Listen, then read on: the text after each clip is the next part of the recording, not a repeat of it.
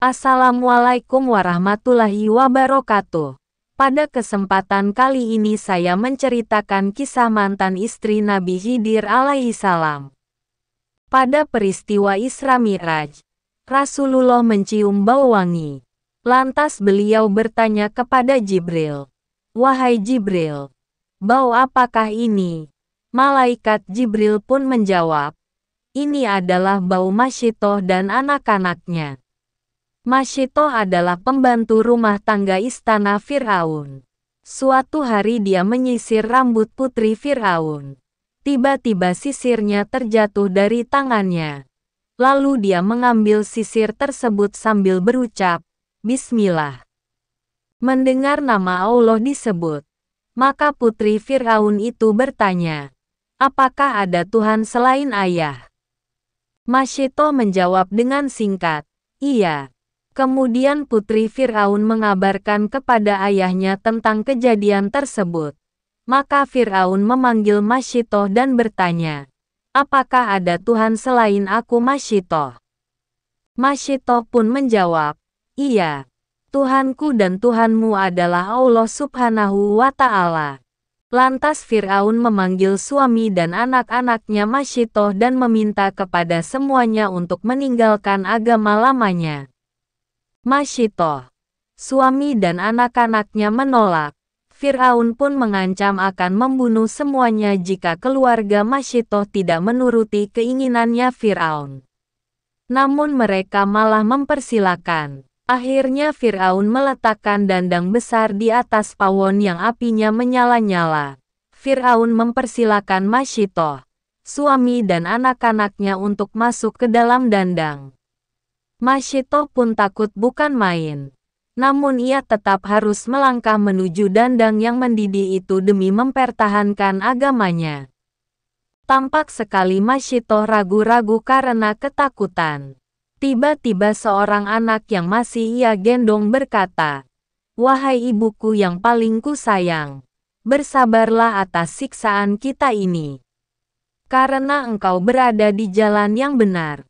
Setelah mendengar ucapan anaknya yang semestinya belum bisa bicara, ia pun menceburkan diri ke dalam minyak yang mendidih dan meninggal dunia Masyitoh dan anaknya semua.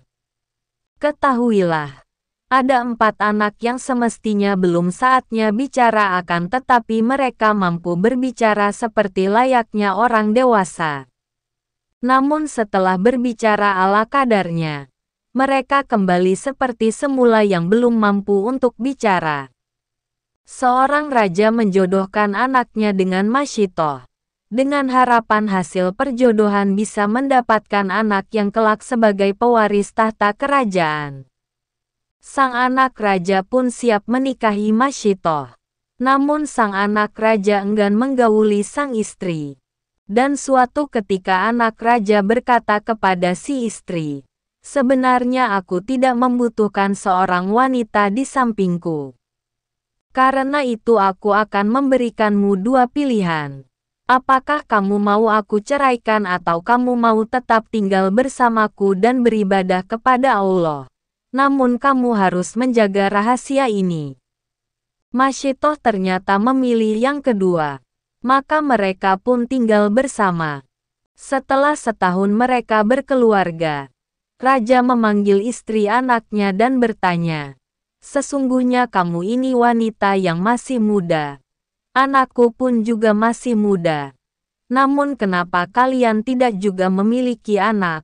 Lalu Masyitoh menjawab, "Anak adalah anugerah dari Allah. Apabila Allah berkehendak maka kami akan memiliki anak. Namun jika tidak, sampai kapanpun kami tidak akan memilikinya." Mendengar jawaban tersebut, raja langsung memanggil anaknya untuk menceraikan Masyitoh. Dan anak raja pun menceraikannya. Sang raja mencarikan jodoh lagi untuk anaknya kedua kali. Masyitoh hidup sendiri di pinggiran kota dan masih menyembah Allah seperti yang diajarkan mantan suaminya.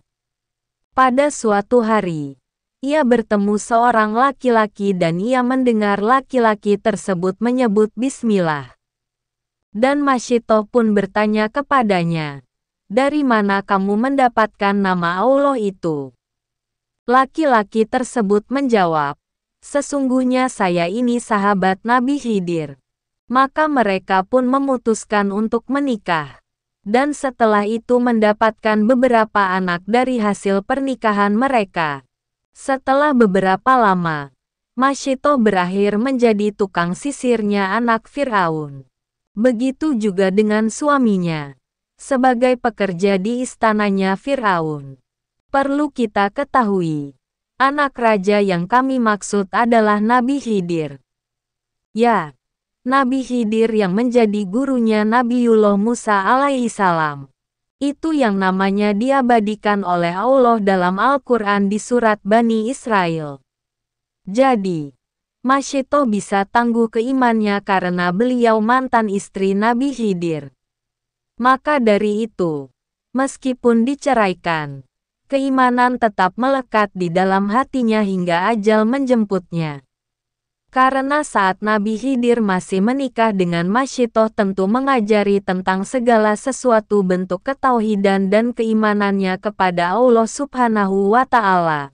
Mungkin cukup sekian. Wassalamualaikum warahmatullahi wabarakatuh.